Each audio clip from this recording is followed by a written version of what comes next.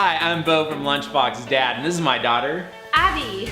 Today we're going to be doing a science project. Tell us about what we're going to be making. We're going to make a solar-powered oven out of a pizza box. We found all the instructions for today's project, as well as a ton of other projects at ScienceFairCentral.com. And you can get all your supplies from Home Depot. All right, you ready to do this? Yeah, let's get going. All right. You can find all the supplies at ScienceFairCentral.com. For this video, we used a utility knife and some scissors, as well as some masking tape. You'll probably want some black duct tape as well, along with aluminum foil tape and whatever school glue you have laying around. You will also need some plastic wrap, some reflective insulation, and aluminum foil. Make sure to pick out your favorite marshmallows. Those are going to go on a paper plate, and you'll also need some black construction paper.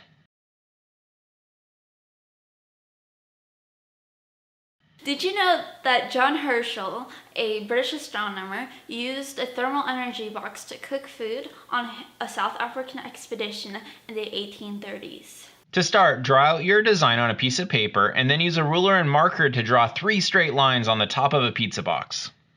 Then use a utility knife to cut along those 3 straight lines and fold up along the 4th side to create a flap in the top of the pizza box. Cut 2 pieces of foil to fit the bottom of the pizza box. Foil makes really good insulation and will help keep the heat in. Tape the foil to the sides of the pizza box using black duct tape or silver aluminum foil tape.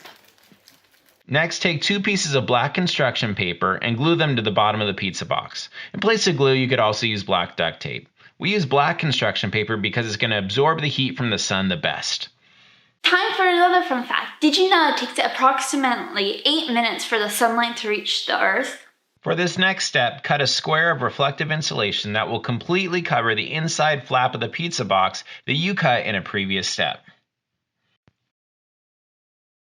You can attach the reflective insulation to the flap of the pizza box using tape or glue. This reflective insulation will actually reflect the sun's rays from the lid of the pizza box to the inside of the pizza box, warming it up and warming up your food.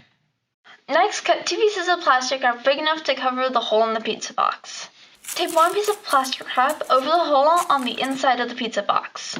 Now use the second piece of plastic wrap to do the same thing on the outside of the pizza box. Make sure the plastic wrap is nice and tight. This will make sure the heat stays in. Here's another fun fact. Did you know that the sun is the Earth's most abundant energy resource and it's free? You're almost done! Cut a paper plate just the right size to fit the marshmallows you'll be eating. Okay, we tested it out and the marshmallows fit inside. Everything looks like it's gonna work. So we are gonna head outside and actually preheat the oven now. Leave it outside for about 30 minutes to try and get the temperatures inside the box pretty hot. We found that taping a reusable straw, stick, or ruler to the flap of the box can help give you just the right angle you want to reflect the sun's rays down into the pizza box. All right, so it's been out here for about 20 minutes and it's already up to 113 degrees, so it still has a little bit of time to go before we try and melt a marshmallow in there, but it's making good progress. All right, let's put the marshmallows in. Make sure and seal that up nice and tight, and it's ready to go. After preheating the solar oven for 40 minutes, we cooked the marshmallows for about 30 minutes till they were nice and gooey. All right, let's make those s'mores. All right, take our solar baked marshmallows, some of our favorite chocolate. I'm gonna use a little of each.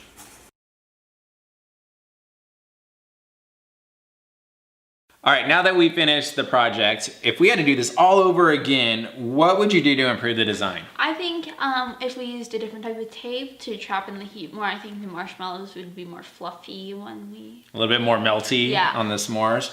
Okay, so like maybe around the edges, if we could find a way where it could be maybe reusable, like insulation tape or something like that, where it would keep the heat in more. Maybe some of it escaped around the cracks out here. So if there was a way, like almost like a Velcro or something, maybe.